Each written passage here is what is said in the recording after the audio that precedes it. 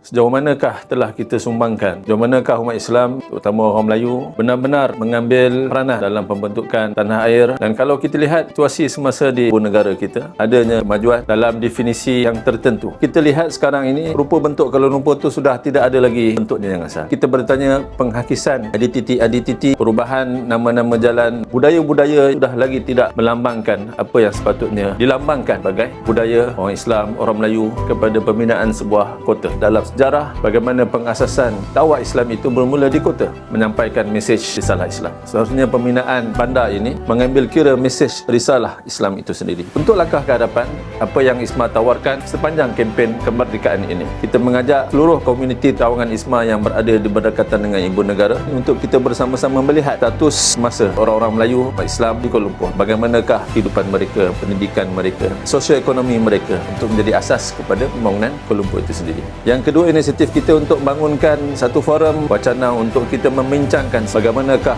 sebuah kota seharusnya dibina, untuk kita sampaikan kepada pihak-pihak yang berkepentingan. Dan yang ketiga, kita mengambil inisiatif untuk kita mewujudkan Muzium Peradaban Malaysia secara maya untuk kita meletakkan naratif yang sepatutnya, apakah sejarah sebenar Kuala Lumpur, siapakah yang membukanya, siapakah yang meletakkan batu asasnya awal sebelum kedatangan penjajah. Berlaku ketirisan-ketirisan, pengabaian-pengabaian yang telah bermula seawal penjajahan pihak kolonial British. Itu juga mengajak seluruh rakyat Malaysia melihat ibu kota tempat masing-masing, sejarah Melaka, Johor Bahru, Kota Baru, Pulau Pinang, dan sebagainya, dan bagaimanakah keadaan semasa dan apa seharusnya kita bertindak secara struktural, secara ilmu untuk kita membangunkan semula asas peradaban untuk membangunkan Malaysia jadi sebuah negara unggul, maju, kuat dan juga negara yang berdaulat. Sempena juga kemerdekaan, seharusnya kita kena faham berlakunya campur tangan asing akhirnya merubah bentuk dan rupa Kuala Lumpur itu sendiri.